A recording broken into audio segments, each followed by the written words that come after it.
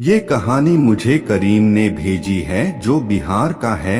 ये कहानी उसके दोस्त इकबाल की है।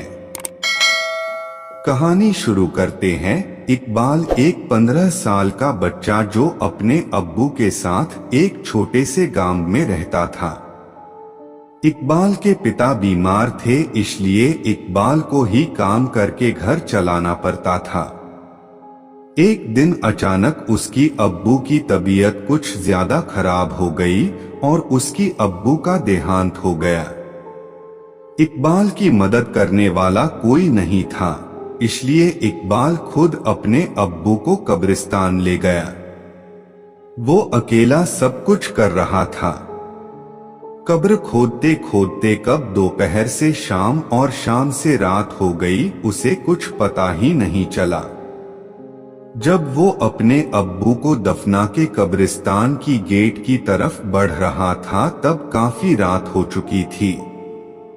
हवा भी तेज चलने लगी थी। अचानक इकबाल को किसी ने पीछे से आवाज दिया, इकू।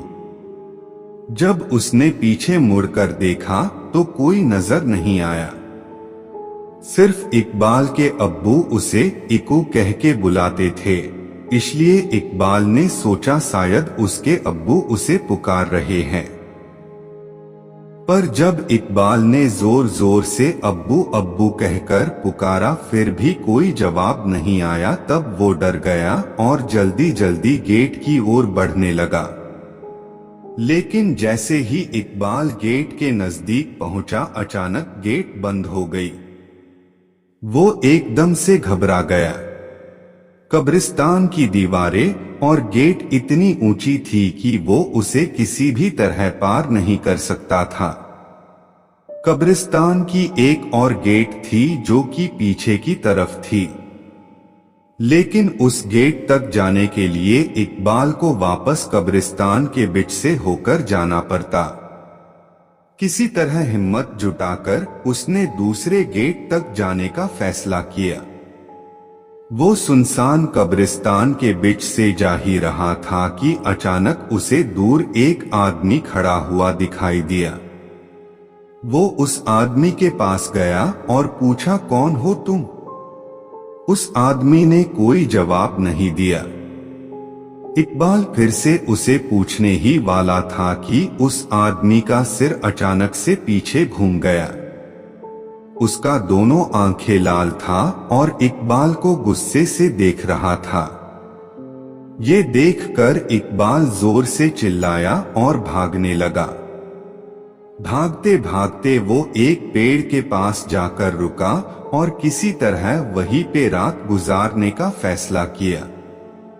कुछ ही देर में उसके चारों तरफ कोहरा छाने लगा। अचानक उसने कोहरे में एक औरत को भागते हुए देखा।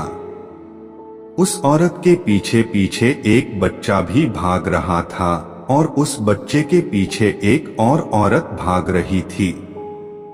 लेकिन वो औरत भागते भागते अचानक रुक गई और इकबाल की तरफ आने लगी। जैसे ही कोहरा हटा, उस औरत की चेहरा इकबाल को साफ साफ दिखने लगी। उस औरत को देखकर इकबाल की रोंगटे खड़े हो गए, मानो जैसे कि वो औरत सालों से उस कब्रिस्तान में दफन हो। वो औरत इकबाल के करीब आ रही थी और इकबाल धीरे धीरे पीछे हट रहा था। अचानक इकबाल का पैर फिसला और वो एक कब्र में जा गिरा। कब्र इतना गहरा था कि वो वहां से निकल भी नहीं पा रहा था। उसे लगा कि कोई उसे जमीन के अंदर खींच रही है। जब वो पीछे मुड़ा तो देखा कि वही औरत उसे खींच रही है। उसका आधा शरीर जमीन के अंदर जा चुका था कि अचानक उसे लगा कोई उसका हाथ पकड़ के ऊपर खींच रहा है। वो जैसे ही ऊपर आया, सीधा कब्रिस्तान के बाहर भागते हुए चला गया। उसे समझ आ गया था कि उसे ऊपर खींचने वाला उसके अब्बू ही था। इसीलिए कहते हैं, जो आपसे सच्चा प्यार करता है वो आपको मरने के बाद भी मदद करता है।